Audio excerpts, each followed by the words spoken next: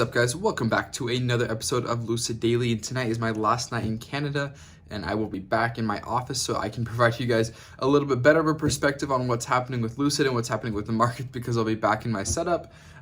But anyways, I do have a fair amount of things that I want to talk to you guys today. We're going to talk about why Lucid rallied so hard today.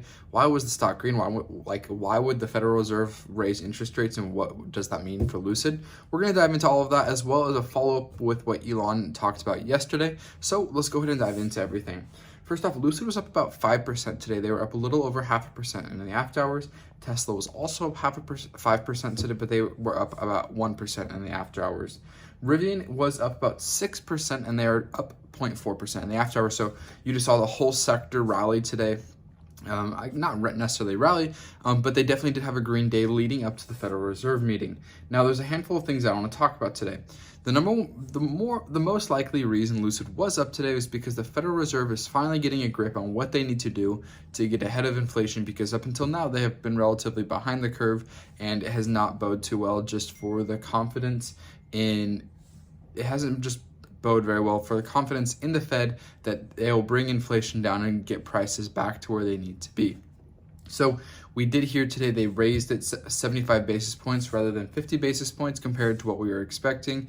But honestly, if they were going to raise it 50 basis points, then it would have been a little concerning, because I think it would have come off as ignorant that the Fed wasn't really paying attention. But like I said, this is the very start of what we need to see from the Fed to get this big ship turning. Like, if you imagine like a big cruise ship, they have like a wheel, and the whole cruise ship is super hard to turn, and it takes a little while to correct course. But once we're going, we just started turning that wheel. So hopefully we can start to see this metaphorical ship that is inflation start to trend down, and we can continue to see improvements there, and that'll help with company margins, that'll help with parts, that'll help. Debatable what's going to happen with labor. I'll check into that, what Jerome Powell talked about with labor today. So I'll keep you guys up to date on that.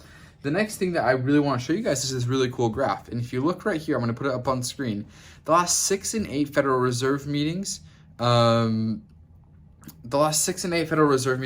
resulted in a short-term rally in the market. So I wouldn't be surprised if Lucid did rally. So here's what I suggest.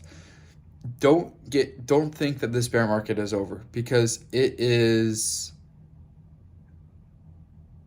very possible that we, like I said, have that short-term rally, but at the same time, I don't think we're out of the woods yet. Like I said, this ship is just starting to turn, and we haven't seen any results from what the Fed is doing in terms of changes to bring inflation down. We've seen changes, but we haven't seen any results from those changes. So more on that to come. Who knows? Inflation may come in higher next CPI report, and we may be like, oh crap. But I don't think so. I think it'll either be flat or start to tick down. So stay up to date on that. So stay the course with your strategy. Don't get what I'm going to do is I'm not going to get like hopeful that that was the end of the bear market, because I think we're just beginning. The next thing that was that. The next thing I want to talk about was Elon Musk actually did follow up on his interview with the Silicon Valley Tesla owners. He actually tweeted, and I know that a lot of you were pretty frustrated with what Elon said. And I actually thought it was actually relatively nice that he replied to this tweet, and he said, if they cut their operating expenses and cut cost of goods dramatically, then they have a chance. But that hasn't happened yet. So like I was talking about yesterday, and I don't have anything to really put up on screen for this, because we'll make a spreadsheet when I get back into town, and we'll go over all of this. And all I ask is that if you guys got any sort of value up until now, consider subscribing. But there still is, I was just saying yesterday that we do need to see Lucid start to trend down. And a lot of people were citing, oh, Saudi Arabia has money, Saudi Arabia has money. That is true, but not from if it costs $2 to make a car and you only get $1 from the car, that doesn't correlate to the amount of money that you have backing you, because sooner or later people are not going to enjoy losing money. So one way or another, Lucid is going to have to start, like Jerome Powell is, start turning their own ship and cutting costs where they can. And ramping is the most difficult thing to do that, because it costs a lot of money to ramp, and they also have to get, it is one of the most stressful things. And like Elon said, it's like chewing glass and staring into the abyss.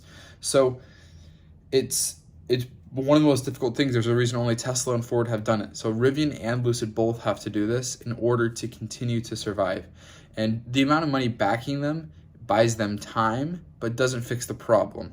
They need to fix the problem themselves. So I agree with what you guys are saying, that it's good they're backed by Saudi Arabia, but that does not necessarily solve the problem that Lucid has of having negative 331% gross margins, negative gross profit margins. So that is something to consider. So I hope you guys enjoyed this video. I hope you guys enjoyed. I put a little bit more of a different spin on this video. So consider subscribing if you haven't yet for Lucid content on a daily basis. And like always, we'll see you next time. Thanks for watching.